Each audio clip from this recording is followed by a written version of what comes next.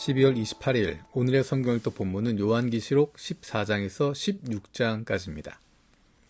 요한계시록 14장에서 16장에 나와 있는 내용은 마지막 재난에 대한 이야기입니다. 마지막 재난을 가지고 온 7 천사가 등장합니다. 이미 이전에 7 봉인을 떼는 7 천사의 이야기, 7 나팔을 부는 7 천사의 이야기가 있었습니다. 그리고 중간에 다른 내용이 들어갔다가 이제 15장에는 마지막 재난으로서 하나님의 진노가 담긴 7 대접을 가지고 온 7 천사의 이야기가 나옵니다. 그리고 계속 강조되고 있는 것이 하나님의 그 심판이 의롭다라는 것입니다. 하나님의 심판이 참되고 의롭다라고 하는 이야기를 반복해서 14장, 15장, 16장에서 거듭거듭 이야기하고 있습니다. 16장 5절 6절에 보면 내가 들으니 물을 주관하는 천사가 말하기를 지금도 계시고 전에도 계시던 거룩한 주님, 이렇게 심판하셨으니 주님은 의로우십니다. 그들은 성도들과 예언자들의 피를 흘리게 하였으므로 주님께서 그들에게 피를 주어 마시게 하셨습니다. 그들은 그렇게 되어야 마땅합니다. 하나님께서 심판하시는 것이, 이렇게 심판하시는 것이 옳은 것이고 의롭다라고 이야기합니다. 마땅히 하셔야 될 일이다. 16장 7절에 보면 이렇게 이야기합니다. 또 내가 들으니 제단에서 그렇습니다. 주 하나님 전능하신 분 주님의 심판은 참되고 의롭습니다 하는 소리가 울려나왔습니다. 하나님께서 하시는 심판에 대해서 주님의 심판은 참되고 의롭습니다 라는 소리가 나왔다라고 이야기합니다. 어디에서? 제단에서 나왔다고 이야기합니다. 제단에서 왜 그런 이야기가 나왔을까? 우리가 앞에서 읽어봤지만 6장 9절에 보면 제단 아래서 들리던 소리가 있습니다. 6장 9절 10절입니다. 나는 제단 아래서 하나님 말씀 때문에 또 그들이 말한 증언 때문에 죽임을 당한 사람들의 영혼을 보았습니다. 그들은 큰 소리로 부르짖었습니다. 거룩하고 참되신 지배자님, 우리가 얼마나 더 오래 기다려야 지배자님께서 땅 위에 사는 자들을 심판하시어 우리가 흘린 피의 원한을 풀어주시겠습니까? 6장에 나와 있는 부분은 제단 아래 순교자들이 영혼이 있습니다. 하나님의 말씀 때문에 또 그들이 말한 증언 때문에 죽임을 당한 사람들의 영혼이 그곳에 있었다. 그들이 큰 소리로 부르짖습니다. 언제 심판하시겠습니까?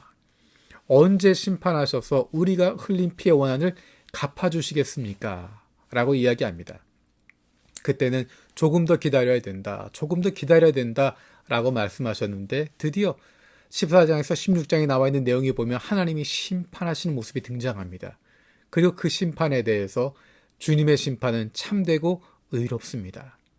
왜냐하면 그 심판을 받게 된 이유가 성도들과 예언자들의 피를 흘리게 하였기 때문에 하나님의 말씀에 순종하고 예수 그리스도를 증언하는 것 때문에 죽임당한 사람들, 그들의 피값을 갚아주시는 것이기 때문에 하나님의 심판은 참되고 의로우시다 이야기합니다.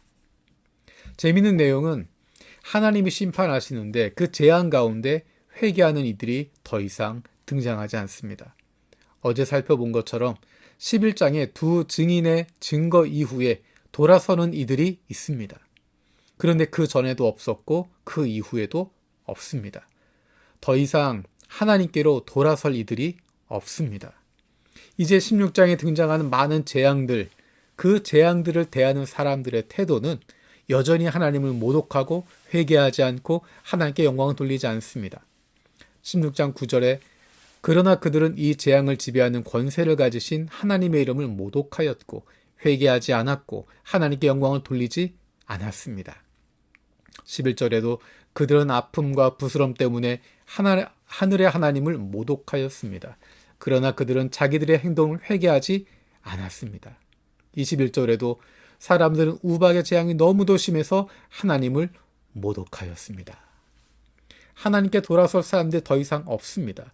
그래서 악인들밖에 남지 않았고 그들에 대한 하나님의 심판은 참되고 의로우시다라는 것입니다. 교회에 주어진 사명은 구원받을 한 영혼이라도 하나님께 돌아올 수 있도록 교회가 복음의 사명을 감당하고 그 자리를 지키는 것이었습니다. 맡겨진 사명을 감당하는 것이었습니다. 그러면 한 영혼이라도 주님께로 돌아오게 됩니다. 하지만 모두가 다 돌아서지는 않습니다. 그것은 어쩔 수 없는 부분입니다. 하지만 우리에게 맡겨진 그 한 영혼이라도 돌아올 수 있도록 최선의 노력을 다하는 것입니다. 거기까지가 우리의 몫이고 이제 남아있는 부분은 하나님께서 하시는 것입니다. 그래서 필요한 것이 14장 12절에 있는 것처럼 하나님의 계명과 예수를 믿는 믿음을 지키는 성도들에게는 인내가 필요하다. 예수님께서도 말씀하셨습니다. 이 세상 모든 민족에게 내 이름이 복음이 선포되어야 하리라, 전해져야 하리라, 그제야 내가 오리라 말씀하십니다. 그때까지 교회가 감당하는 것은 예수님의 이름 선포하는 것입니다. 하나님의 자녀답게 살아가는 것입니다. 세상 속에서 하나님의 공동체답게 하나님을 닮은 모습을 드러내며 그 사명을 감당하고 있는 것입니다. 그 일이 쉬운 일이겠습니까? 어렵습니다. 세상에 속하지 않았기 때문에 갈등이 일어날 수밖에 없고 힘들 수밖에 없고 고난을 받을 수밖에 없고 환난을 당할 수밖에 없습니다. 하지만 하나님께서는 우리를 통해서 구원받을 영혼들을 바라보고 계십니다. 마지막까지 그 사명을 감당하는 것이고 그래서 한 영혼이라도 주님께로 돌아오게 되는 것이고 그것으로 우리가 할 일은 다 하게 되는 것입니다. 그것으로 하나님께서 맡겨주신 사명을 다 마치게 되는 것입니다. 그리고 나면 그 다음은 하나님께서 의로우시는 심판을 하시는 것입니다. 이 땅 위에서 하나님의 계명과 예수를 믿는 믿음을 지키느라 애쓰고 수고한 이들에게 주님의 교회에게 그 눈물을 닦아주시고 위로해 주시고 잘했다, 수고했다 말씀하시는 것입니다. 이것이 마지막 심판의 날까지 우리가 감당해야 할 삶의 모습입니다. 연말을 바라보면서 우리의 인생의 마지막 날을 주님이 다시 오실 날을 기대할 수 있는, 그래서 연말 마지막까지 끝까지 그리스도인답게 살아가고 하나님의 자녀답게 살아가는 것처럼 마라나타 주님 오시기를 바라는 마음으로 주님 오시는 그날까지 하나님의 자녀답게 하나님의 백성답게 주님이 세워주신 교회를 교회답게 되도록 지키고 본연의 사명을 감당하는 것, 그것이 바로 저와 여러분에게 하나님께서 맡겨주신 사명인 줄로 믿습니다. 살아계신 아버지 하나님 감사드립니다. 2024년을 마무리하면서 1년의 끝을 바라보며 우리 인생의 끝을 바라보고 이 땅의 끝을 바라봅니다.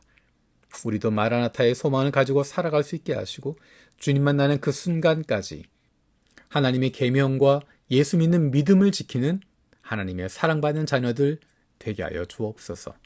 우리 교회를 붙들어 주셔서 하나님이 기뻐하시는 교회 되게 하시고 예수 그리스도의 몸된 교회가 되게 하여 주옵소서. 감사드리고 예수님의 이름으로 기도드립니다. 아멘.